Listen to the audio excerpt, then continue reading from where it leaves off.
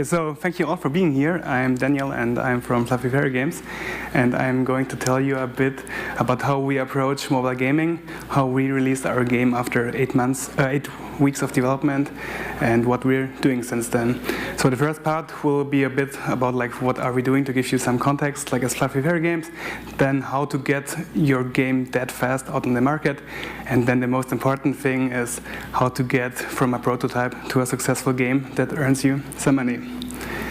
So yeah, I'm Daniel, I'm co-CEO and co-founder of Fluffy Fairy Games, and we are doing idle games as Fluffy Fairy Games. So our goal is to innovate on the idle games market, and we want to become the king of idle for mobile. And we believe the way to get there is to build long-term fun idle games. So if you look at current idle games, they're getting boring after a few weeks usually. We want to focus on day 180 retention.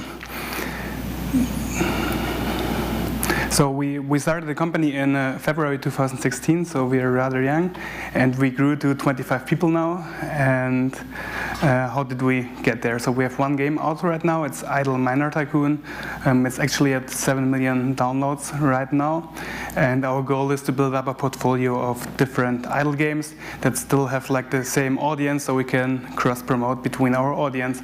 And at the same time, we're going to continue focusing on the games that are out in a games as a service aspect. So our current game, Idle Miner Tycoon, it's a game where you have to build up your mining empire and become the richest tycoon ever.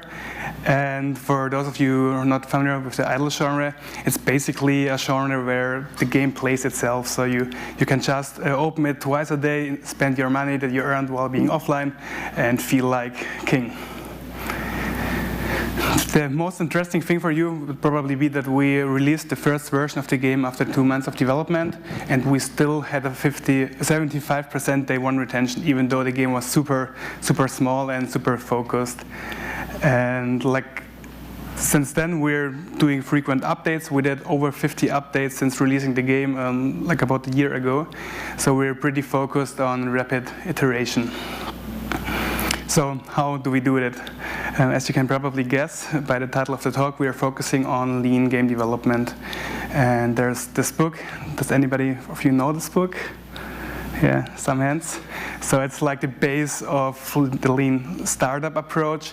And the goal is, in general, to find out as fast as possible if your product works or if it doesn't work.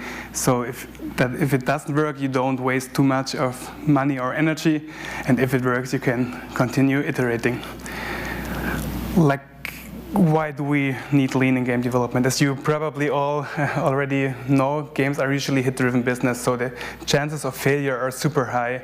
It's not unusual to have 4 games out of 5 failing. So what we thought was that we need to figure out as fast as possible and without spending any or too much money, especially since we didn't have any money basically, if this game concept works at all, or if we should just do something else. And if you have this kind of thinking, so how do you get from your idea to your actual game that makes fun? Because the thing you want to know is, does this game make fun for your players? And I think the hardest part at it, but also the most important part is to say no to most things. So for example, when we released our game, we decided against 3D because it's just too much effort. We decided against social features in the first version because it wasn't necessary to figure out if the game works. It was only in English. We had no IAPs in our first global launch, so we didn't spend any time on focusing on how can we actually earn money, but only on figuring out if the game is actually fun.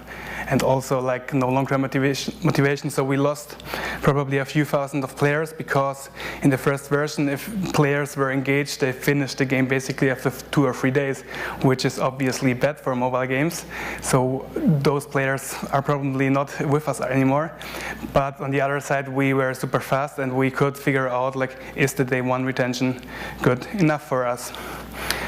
And we believe that day one retention is like the most important metric in the beginning of a lifetime of a game to figure out if the game is actually good or not. So we optimized everything for the day one retention. We didn't have any content for afterwards. We made the game, we played it like thousands of times to make it as smooth as possible.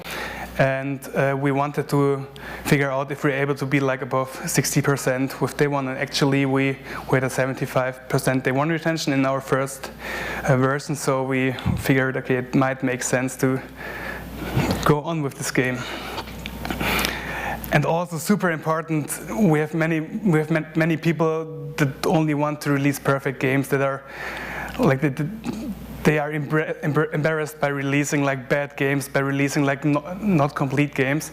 And I think the most important thing is to just release anything, because if you're sitting home working for like a year on your game and nobody can enjoy it, it's worth nothing. So you need to get it out, you need to get it done instead of getting it perfect.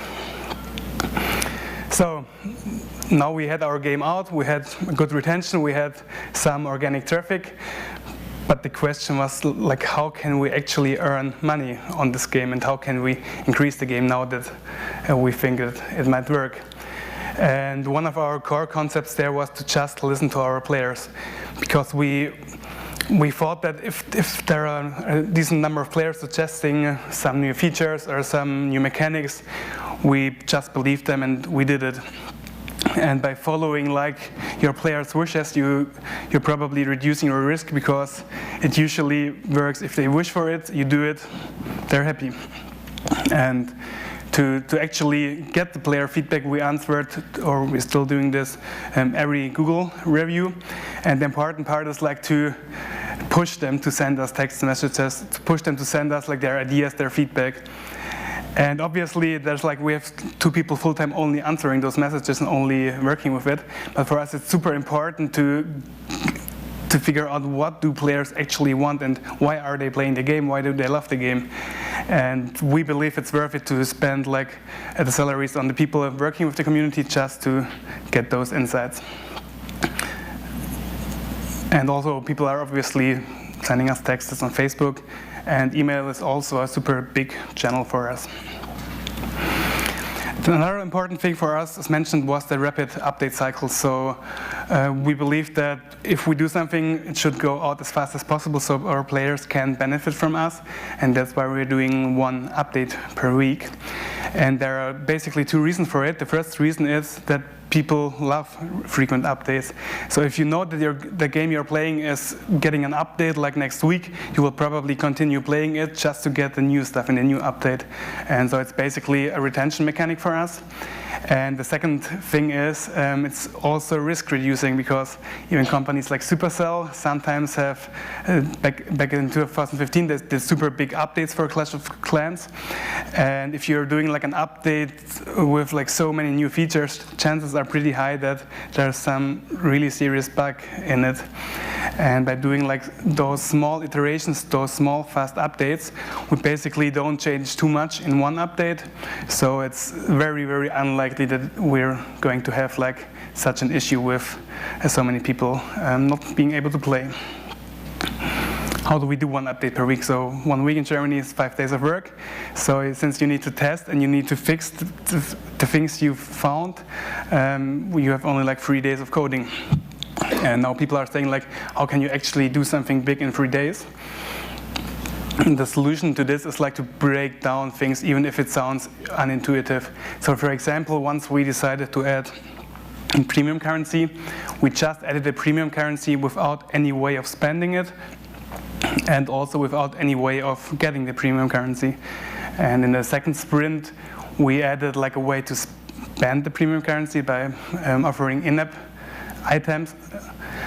But at this point, people still couldn't even buy the premium currency, so we just gave them some currency to play around with. And only in the third sprint, we added the possibility to buy it. And the reason why we did this is that it all went smoothly. Like we didn't have any technical issues because we introduced it step by step, and we could test everything isolated on the market. And also, if you do like lots and lots of small updates, you can still achieve like super big differences. The picture on the left is like our first release version, and as you can see, like in the last year, there's so many changes in the game itself, but every change on its own isn't that big for the player. Now, one thing I highly suggest you to do, if it's somehow possible for you, is to use the staged rollout feature on Android. So what you can basically do is you can decide on how many people of your player base should get the new update. And by this way, so usually we're rolling it out to 1% to figure out if there are any technical issues with the new update. Once we are sure that the technical stuff is okay, we're going to roll it out to 20%, and then we're testing if there are any game mechanic issues, if players are happy or unhappy with the new update. And only then we're going to roll it out to 100%, and it usually takes like 1 to 2 weeks.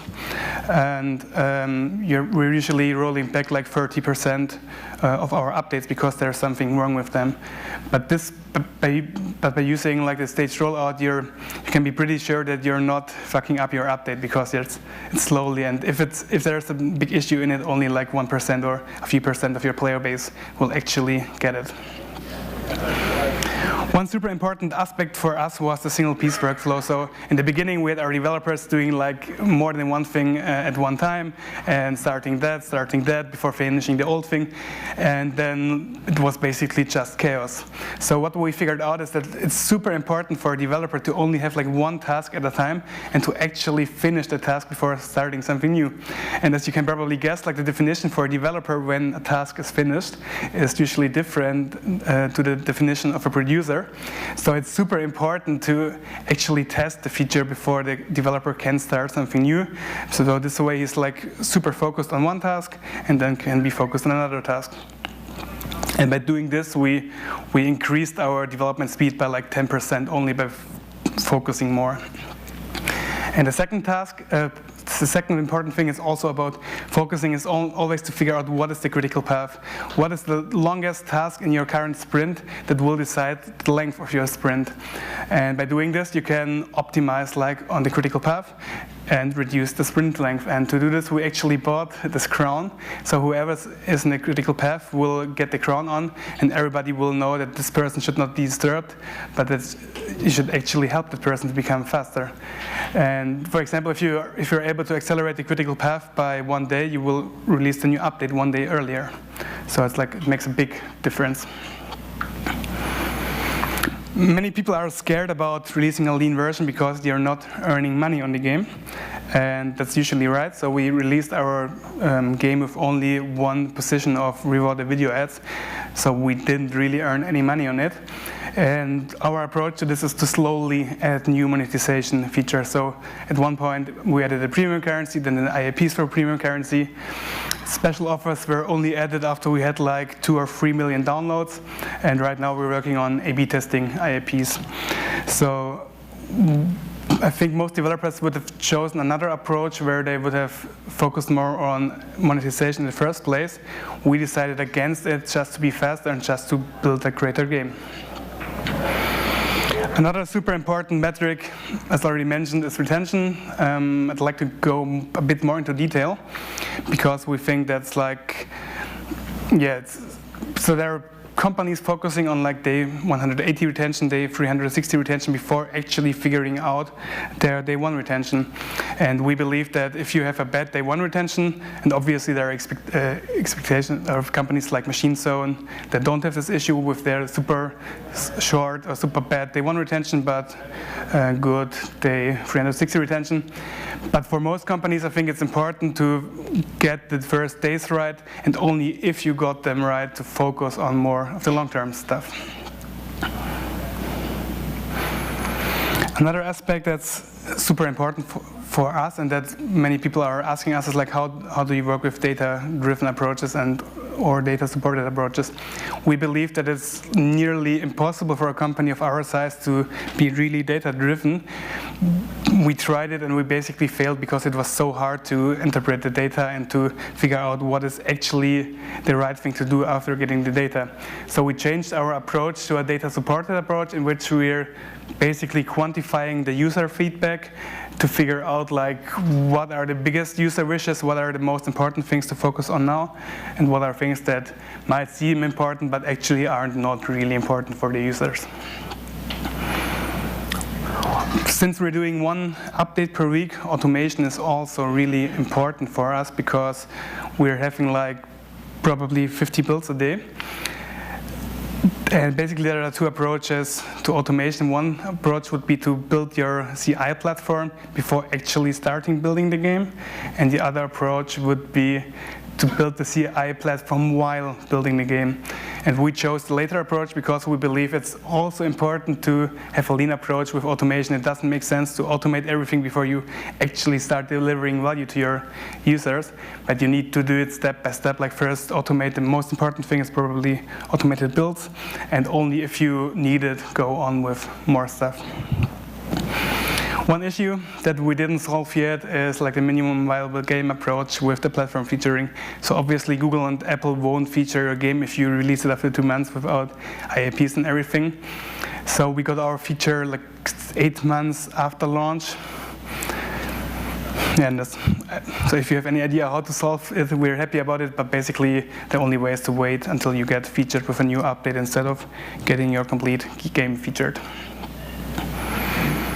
Many people think that doing lean means having bugs in your game. Actually, we believe that the total opposite is true, because since we're reducing our feature set and we only have like three or four core features in the game, it's super easy to, or it's not super easy, but it's possible to make them bug-free. And by doing those small sprints, it also reduces bugs. So we believe that by focusing on a lean approach, you will actually increase the code quality and the game quality. Now there are 3 misconceptions about lean game development. The first one is that people think that a lean game isn't fun, because there are people that think that you need social, you need Facebook, you need that to have a fun game. I think it's easy to prove that it's possible otherwise by just looking at the one retention. So people kept playing our game even though we didn't have all these things. So it probably was fun for them. Also, there's this production value thing. So we talked with a lot of people from the industry in the first few months, and they were all like, oh, your game has no production value, it's like just some hobby project. And we believe that production value isn't important for success. We believe that players play games for the mechanics and not for the production value. And the only reason why we are focusing on production value now is to basically get better relations with Apple and Google. And the first thing is that in the beginning people were like, yeah, you can do 1 update now per week because you're only like 5 people and it's all easy, but it's impossible in a bigger organization. And we're 25 people now and we're still able to keep that up. We actually even increased our speed by doing stuff like focusing on critical path and single piece workflow. So I think we figured that one out as well. Thank you. Thank you very much.